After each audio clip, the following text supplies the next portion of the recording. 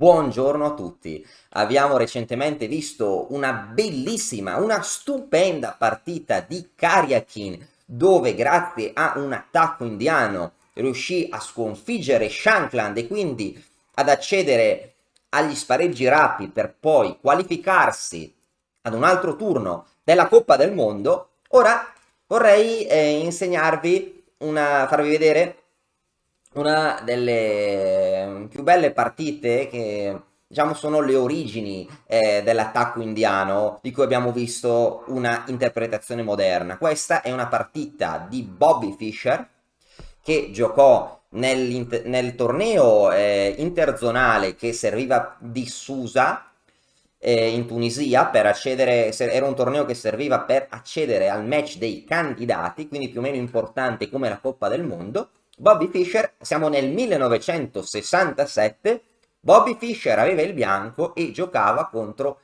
Miagma Suren, un giocatore locale, penso. Fischer giocò E4, giocarono la francese, D3, l'attacco indiano. Questa comunque potrebbe essere un'apertura molto molto interessante, soprattutto per sorprendere gli avversari, per giocare una partita aggressiva o per giocarla in blitz. Giocarono D5, cavallo D2.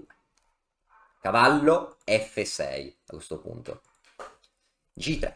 Fischer gioca subito il fianchetto. C5, alfiere G2, cavallo C6, cavallo F3, alfiere 7. Sto andando veloce perché i giocatori si stanno limitando a terminare lo sviluppo. A questo punto E5.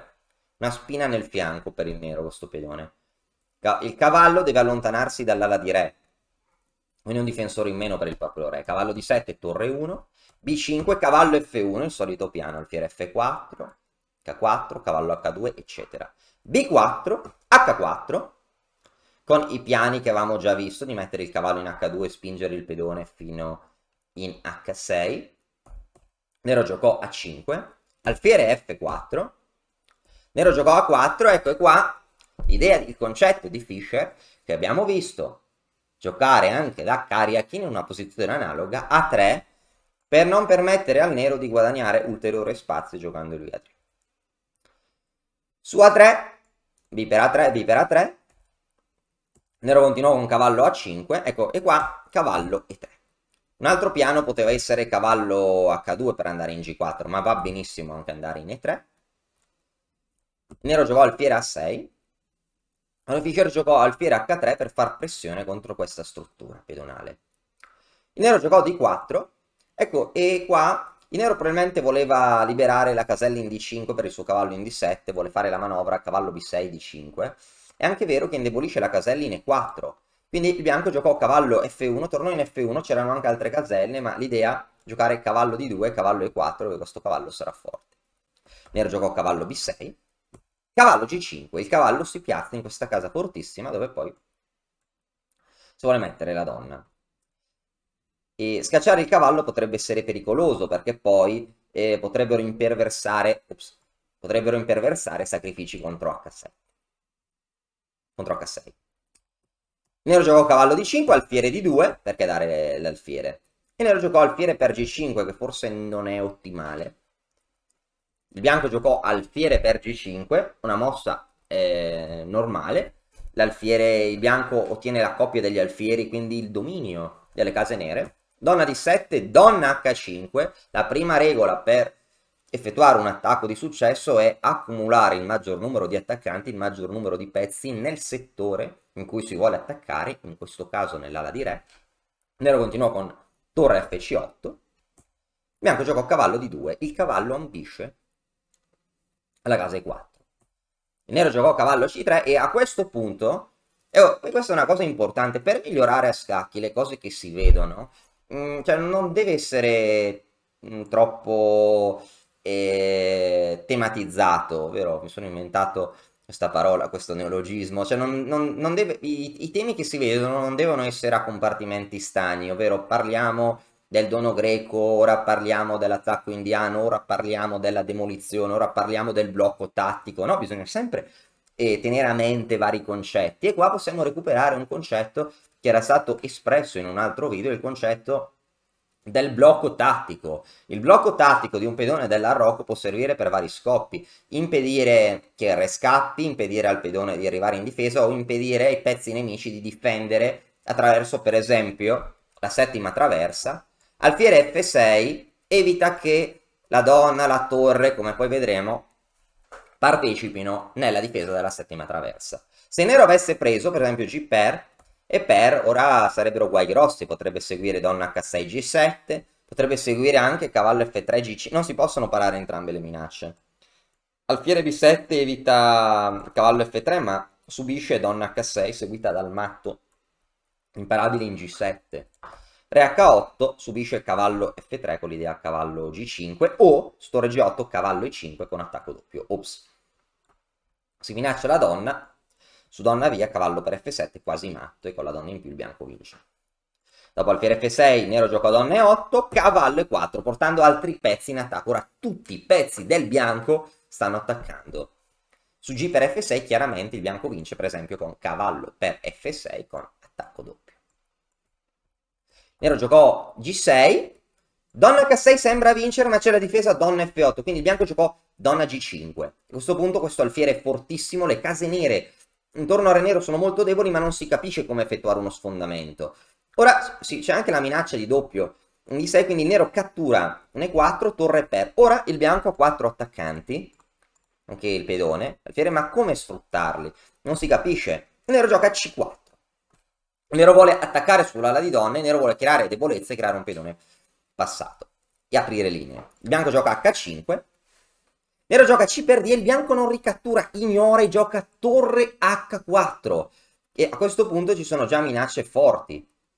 Per esempio, non so, diciamo che il nero prende in C2, un'idea potrebbe essere H per G6, si minaccia G per H7 e matto. Se il nero prende di H c'è matto in una. Su F per G6 potrebbe esserci il sacrificio di torre, torre per H7, che sembra devastante. Notiamo che il nero potrebbe anche promuovere a donna, ma non cambia assolutamente nulla. Il bianco vince, per esempio, su re per H... ops, no, mi sono sbagliato. Cambierebbe se catturiamo, ma possiamo ignorare, possiamo giocare re H2. Chiedo scusa per l'errore. E anche se, cioè, se nero avesse preso la torre, donna H4 vince, perché diamo matto in 3. In caso di C1, torre per, abbiamo la torre in meno, non giochiamo re H2, ora ci sono troppe minacce, per esempio, non so, torre H8, torre per, torre G7 matto, o la semplice donna H6, che dà, appunto, che crea innumerevoli minacce decisive. Se nero cattura la torre, donna H4, re G8, donna, qua, donna G7 matto, con vittoria. Quindi davvero, davvero devastante questo attacco su D per C2, presa, presa e torre per H7 con attacco da matto. Quindi l'avversario di Fischer gioca la sua ultima carta, gioca torre A7. La torre difende la settima torre. È una mossa molto astuta, perché ora su H per G6, F per G6 porta la torre in difesa, portando un altro difensore. Ora sembra che l'attacco del bianco sia arrivato al suo fine, al suo finale, perché su torre per si cattura con la torre e il nero ha tanti difensori. Il bianco giocò alfiere G2, una mossa bellissima. Il nero continuò con D per C2, il pedone è un passo dalla promozione, ma ormai è troppo tardi. Donna H6. Ora si minaccia matto. Ora il nero avrebbe potuto, sarebbe stato più spettacolare così, presa, presa e la torre sarebbe stata ignorata, si sarebbe giocato re H2, qua la conclusione sarebbe stata esattamente come la partita, non sarebbe cambiato nulla. Comunque, guardiamo, il nero giocò donna F8 subito, e ora come vince il bianco?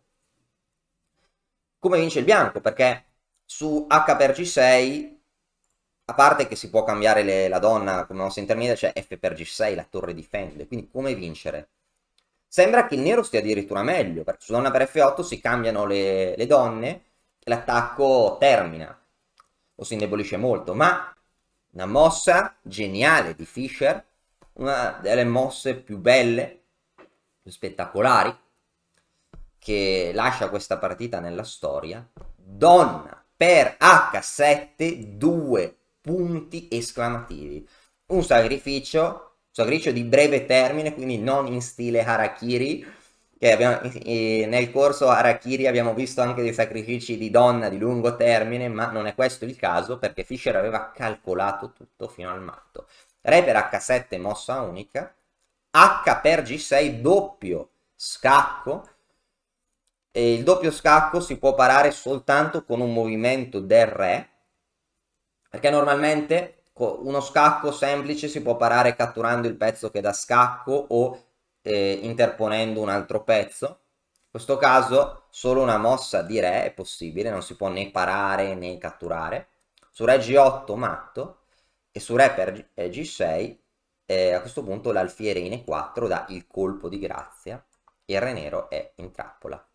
Finale bellissimo. Tutti questi pezzi stanno attaccando e il nero, che ha una donna in più, è però vittima del fuoco incrociato dei pezzi bianchi, ovvero ci sono 0 difensori, forse il pedone in F7 che in questo caso addirittura ostacola il nero, e una forza attaccante di due alfieri 3-3-6, più 5, 11, più 1, 12, 12 punti in attacco che riescono a vincere. Una partita stupenda che ha gettato le basi poi per lo sviluppo della teoria dell'attacco indiano, che è stato usato in molteplici occasioni da giocatori molto forti, tra cui Karjakin.